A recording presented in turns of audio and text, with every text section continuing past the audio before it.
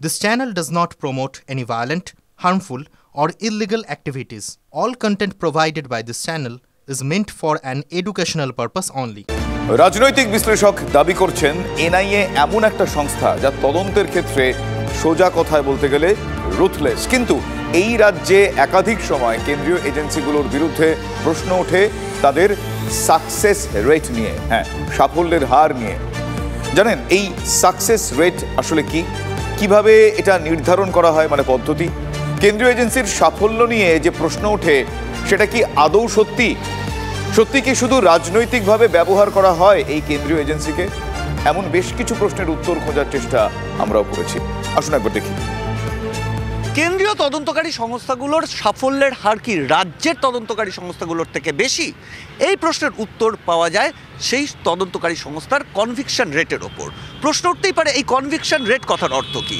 Conviction কথার অর্থ হচ্ছে কোনো তদন্তকারী সংস্থা যে কোনো তদন্ত শুরু করলে তারা কাউকে অভিযুক্ত করে, কোনো সম্পত্তি বাজেয়াপ্ত করে এবং তারা একটা ফাইনাল রিপোর্ট বা চার্জশিট পেশ করে আদালতের কাছে, এবং তারপর বিচার প্রক্রিয়া শুরু হওয়ার পর সেই তদন্তকারী সংস্থা পর্যাপ্ত তথ্য প্রমাণের ভিত্তিতে আদালতকে বোঝায় যে তারা যাকে অভিযুক্ত করেছে সে দোষী। আদালত যদি সেই তথ্য প্রমাণে সন্তুষ্ট হয় এবং সেই ব্যক্তিকে, অর্থাৎ তদন্তকারী সংস্থা যাকে অভিযুক্ত করেছে চার্জশিটে, তাকে দোষী সাব্যস্ত করে এবং তার সাজা হয়, তাহলে ধরে নেওয়া হবে সেই তদন্তকারী সংস্থা কনভিকশন করতে পারলো। এবং সেই জায়গা থেকেই কোন তদন্তকারী সংস্থা কতগুলো মামলার তদন্ত করছে, কতজনকে অভিযুক্ত করছে এবং তাদের মধ্যে কতজন সাজা পাচ্ছে, সেটার উপর নির্ভর করে কনভিকশন রেট।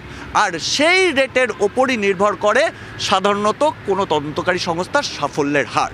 আমাদের দেশে সারা বছর যত তদন্ত হয় তার মধ্যে কনভিকশন রেট সব থেকে বেশি জাতীয় তদন্তকারী সংস্থা বা এনআইএর। আর শুধু দেশ নয়, দেশের বাইরেও তারা দারুণ সফল। এই তদন্ত সংস্থা তারা ইন্টারপোল, সৌদি ইন্টেলিজেন্সির সাথে যুক্ত হয়েও কিন্তু একাধিক সাকসেসফুল টেররিস্ট অ্যাক্টিভিটিকে আটকেছে। পাক অকুপাইড কাশ্মীর থেকে এখানে যেভাবে সন্ত্রাসবাদী কার্যকলাপ হয় সেটাকে কিন্তু কার্যত কবরে পৌঁছে দেওয়া, ঠান্ডা করে দিয়েছে এই এনআইএ। আমাদের রাজ্যে যে কোনো কেন্দ্রীয় এজেন্সি তদন্ত করলে একটা অভিযোগ বারবার ওঠে, দীর্ঘসূত্রিতার। পাশাপাশি চালু কথা, ইডি সিবিআই এর সাকসেস রেট বা কনভিকশন রেটও খুব কম। কিন্তু এই তথ্যকে একেবারেই ভুল বলে মনে করেন প্রাক্তন এনএসজি কর্তা।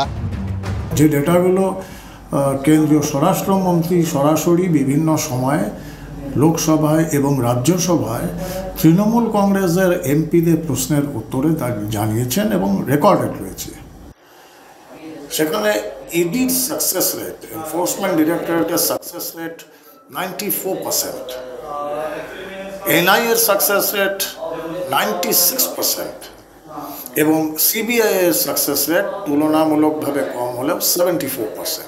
ইন্ডিয়ান পেনাল কোডে সারা ভারতবর্ষে যে ন্যাশনাল অ্যাভারেজ সাকসেস রেটের কনভিকশন রেট সেটা হচ্ছে 34%, আর সেখানে পশ্চিমবঙ্গ পুলিশের সাকসেস রেট মাত্র 21%।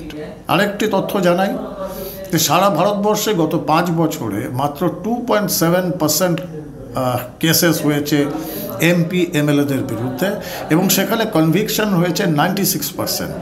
প্রাক্তন এনএসজি কর্তার মতে এনআইএ কোনো রাজ্যের সরকার বা পুলিশকে তাদের কাজ সম্পর্কে বা অভিযান সম্পর্কে অগ্রিম জানাতে বাধ্য নয়। এনআইএ তদন্তের জন্য এনআইএর কোনো প্রয়োজন নেই কোনো রাজ্য সরকারকে অগ্রিম জানানো, এবং এনআইএ কাউকেই অ্যারেস্ট করতে পারে এবং এনআইএ জন্য স্পেশাল কোর্ট কনভার্ট করা হয়। বিশেষজ্ঞরা এনআইএ তদন্ত বা তার প্রক্রিয়ার মধ্যে কোনো ভুল দেখতে পাচ্ছেন না, কিন্তু শাসক পক্ষ সেটা মানতে নারাজ। তাই ভোটের হাওয়ায় ঝড় উঠেছে এজেন্সি বিতর্ক নিয়ে। Bureau report, TV9 Bangla.